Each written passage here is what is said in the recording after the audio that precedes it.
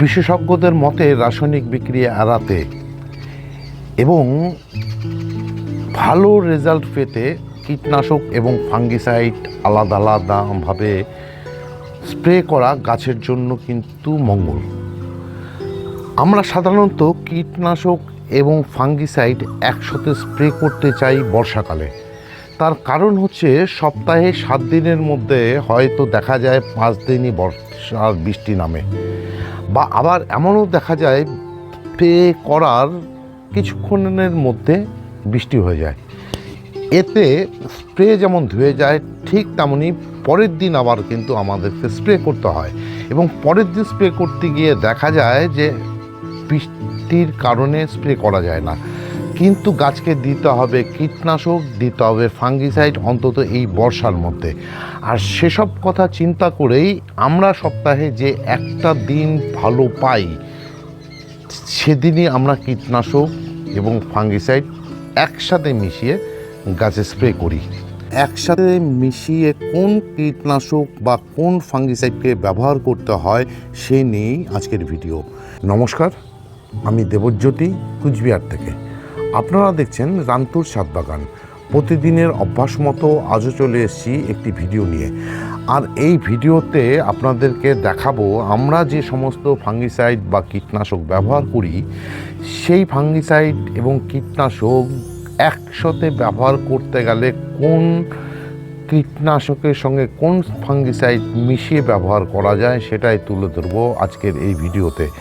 এছাড়া তুলে ধরবো আজকের ভিডিওতে আর একটি জিনিস, সেটা হচ্ছে ডিলাইট 18। এই ডিলাইট 18-এর কাজ কি সেটা যেমন জানাবো, ঠিক তেমনই জানাবো এটা গাছকে কতটা পরিমাণে দিতে হয় এবং কেন দিতে হয়।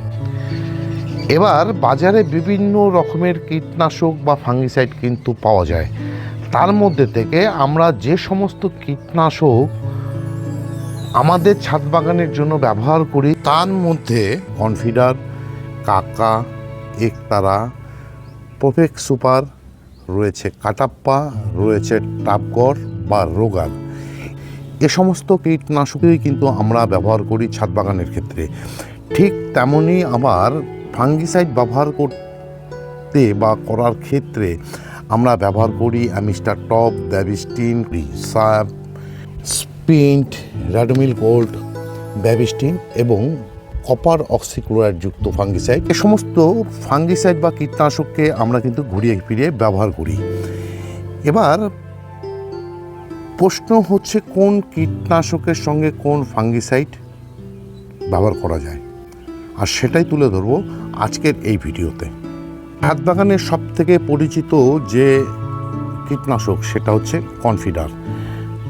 আর এই কনফিডার হচ্ছে ইমিডাক্লোপিড গ্রুপের একটি ওষুধ, বায়ার্স কোম্পানির।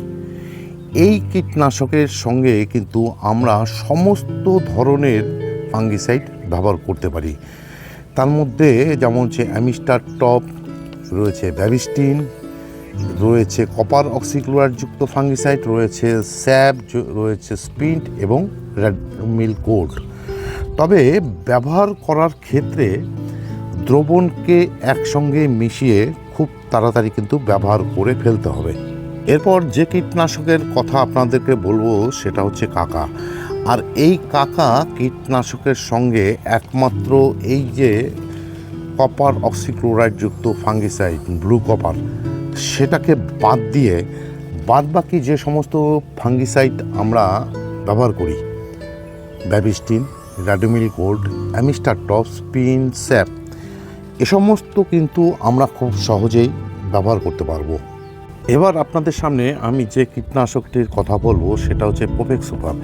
এই প্রোফেক্স সুপার ব্যবহার করা যায় একমাত্র ব্যাবিস্টিন, স্যাপ এবং স্পিন ফাঙ্গিসাইডের সঙ্গে।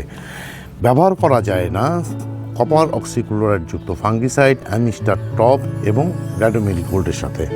ঠিক তেমনই আবার টাটার তৈরি টাপগর, এটা কিন্তু মেশানো যাবে, মানে এর সঙ্গে মেশানো যাবে স্পিন,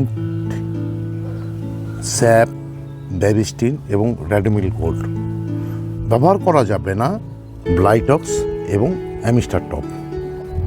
এরপর যে কীটনাশকটির কথা বলবো, মানে এই যে কীটনাশক কীটনাশকটি আমরা কিন্তু সবাই আমাদের ছাদ বাগানে রাখি, বিশেষ করে মিলিবাগের জন্য। আর এই কীটনাশকের সঙ্গে আমরা ব্যবহার করতে পারবো অ্যামিস্টার টপ, স্যাপ, স্পিন্ট এবং র্যাডোমিল গোল্ড। শুধুমাত্র ব্যবহার করা যাবে না ব্যাভিস্টিন এবং কপার অক্সিক্লোরাইড যুক্ত ফাঙ্গিসাইড। এবার আমি যে কীটনাশকটির কথা বলবো সেটা হচ্ছে কাটাপ্পা। এই কাটাপ্পা একমাত্র ব্যবহার করা যায় অ্যামিস্টার টপ এবং M45-এর সঙ্গে। ব্যবহার করা যায় না স্যাপ, স্পিন্ট, র্যাডোমিল গোল্ড, ব্যাভিস্টিন এবং কপার অক্সিক্লোরাইড যুক্ত ফাঙ্গিসাইডের সাথে। তার কারণ হচ্ছে কাটাপ্পার মধ্যে কাটাপ হাইড্রোক্লোরাইড বেশ সক্রিয়, তাই স্যাপ, স্পিন, ব্যাভিস্টিন, ব্লাইটক্স, র্যাডোমিল গোল্ড এসবের সঙ্গে যদি একসাথে মিশিয়ে ব্যবহার করা যায় তাহলে ফাইটোটক্সিসিটি বা পাতায় ক্ষতি হওয়ার সম্ভাবনা থাকে, যার ফলে পাতা পুড়ে যেতে পারে। এছাড়া ইসি বা তেল জাতীয় স্প্রে এবং কপার ভিত্তিক ছত্রাকনাশক কখনোই কিন্তু একসাথে মিশিয়ে ব্যবহার করা যায় না।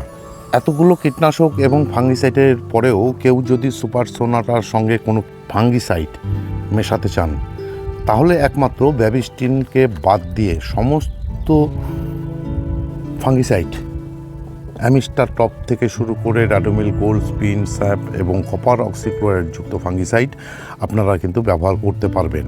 এবার এখানে একটি কথা বলে রাখি, যেহেতু এই বর্ষাকালে আমরা কীটনাশক ফাঙ্গিসাইড একসঙ্গে ব্যবহার করতে চাই বা করতে চাইছি, তার জন্য এই যে যতগুলো কীটনাশক এবং ফাঙ্গিসাইড আপনারা দেখলেন, যার সঙ্গে যাকে মিশিয়ে ব্যবহার করা যাবে সেই মেশানো দ্রবণের সঙ্গে আপনারা কিন্তু এই যে ডিলাইট 18 বা এই জাতীয় সিলিকন বেস যে কোনো স্প্রেডার বা স্টিকার কিন্তু আপনারা ব্যবহার করতে পারবেন। তার কারণ হচ্ছে বৃষ্টি যেহেতু যখন তখনই চলে আসে, অন্তত স্প্রে করার 2 ঘন্টা যদি সময় পাওয়া যায় তাহলে কিন্তু সহজেই সেই দ্রবণ মানে কীটনাশক বা ফাঙ্গিসাইডের দ্রবণ কিন্তু জলের সঙ্গে ধুয়ে যায় না বা তারপরে আবার ব্যবহার করতে লাগে না বা প্রয়োজন পড়ে না।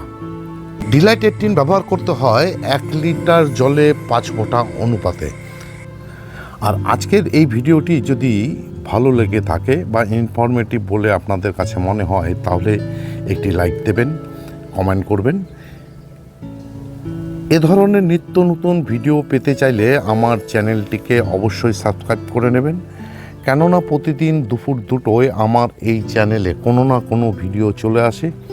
সেই সমস্ত ভিডিও দেখতে হলে বা পেতে চাইলে আমার এই চ্যানেলটিকে সাবস্ক্রাইব করে নিতে হবে।